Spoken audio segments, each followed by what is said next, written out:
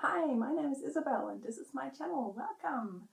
It's only 2 more weeks, just over 2 weeks now, until the New Zealand Masters Games take place.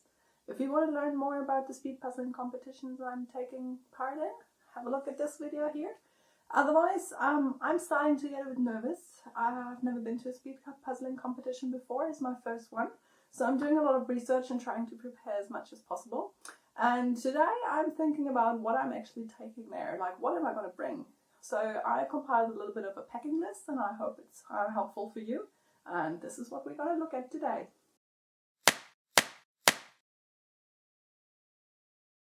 Alright, so the first item that I'm going to bring to the speed puzzling competition is a puzzle box holder.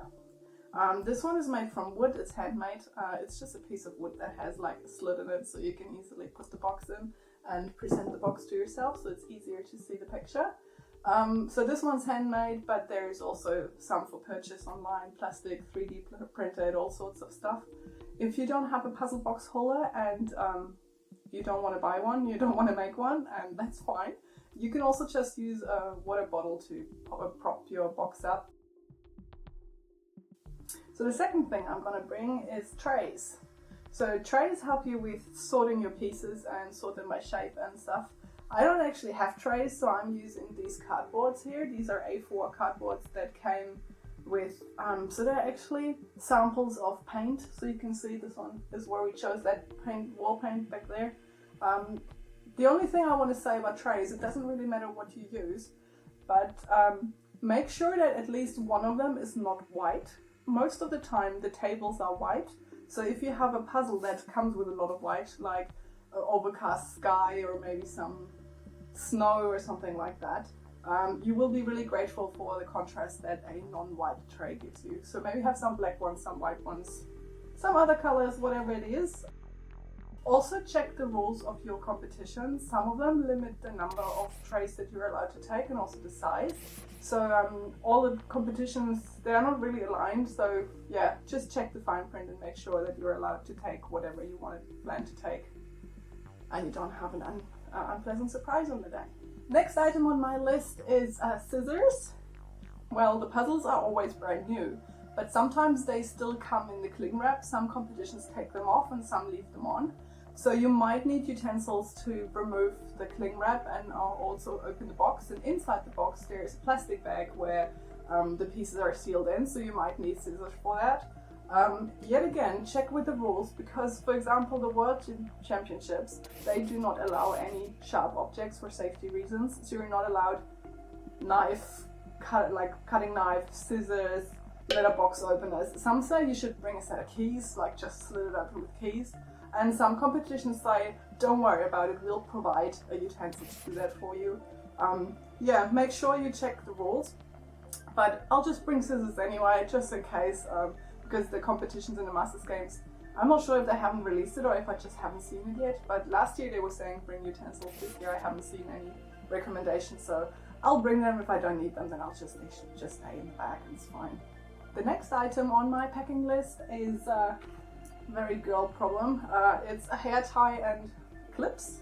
So for me, I've got a bit long, well, not really long hair, but long enough. So if I bend forward, my hair always foul in my face, so I hate that. So I just make sure I've got something to do with my hair so they don't annoy me all the time. If you've got long hair, consider what you're gonna do. I'm not the fashion police, but whatever it is, make it work for you. Another not fashion police item is a shirt. So I'm taking this shirt. So we had a tie-dye session and colored this into the colors of my channel, and then we ironed on the printed out logo, really DIY. So I'm going to take this one. Really happy how it turned out. Nice. Yet again, I'm not the fashion police. I don't care what you're wearing to the competition. There are just 2 things I want you to consider. One is, if you're like me, you will be really nervous in the beginning of the day and you might get a little bit sweaty, so you might want to consider activewear shirt or something like that. And the other thing is that you're bending over your puzzle a lot, so you might not want to wear something that reveals more that you're happy to reveal. So yeah, just 2 things to consider about your fashion choice. Otherwise, I don't care. I'm not into fashion much. Next thing that I'm going to bring is headphones. So usually I puzzle at home alone and it's very quiet.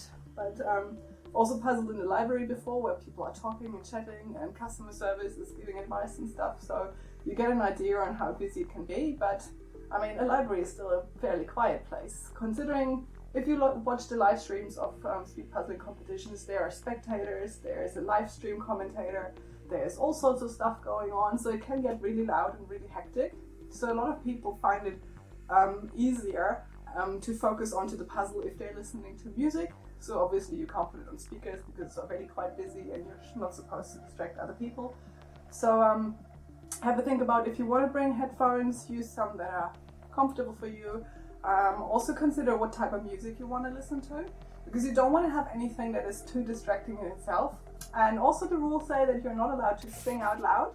So if you have a song that you just feel like singing along with, no, that's not going to happen. So maybe something more quiet and more slowly, like a slow song that's more soothing, and like you're probably already nervous, so you don't need a high beat, upbeat music. You know, like when you go running, you want something upbeat, but when you're puzzling, you probably want something slower and calmer.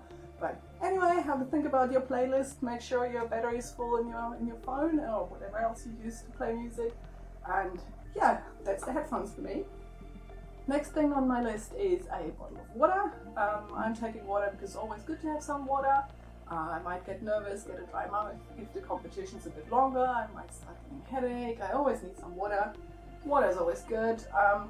Also, you might want to consider, if you don't have a box holder and you're using your water bottle for that, you might want to bring 2 water bottles, because otherwise you have the box standing up with 1 bottle and then you want to take it and it tips over and then such a mess and you're all out of your focus. So yeah, maybe bring 2 water bottles in that case.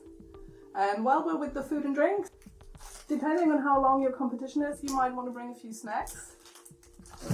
So for 500-piece puzzles that you're doing in, let's say, just under an hour or something like that, you might not need that. But New Zealand Masters Games is a 1,000-piece puzzle and it's restricted to 7 hours, I think.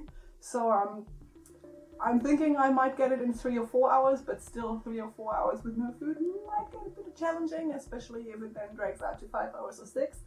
So I'm going to bring a few snacks. So they are saying bring some refreshments to keep you hydrated and fresh. So yeah, just consider that there is no break in between. So you have to eat while you're puzzling, so the time doesn't stop, it just keeps going. Bring something that you can eat with one hand, so you can have like the granola bar in one hand and still puzzle with the other hand, so you're not getting slowed down too much.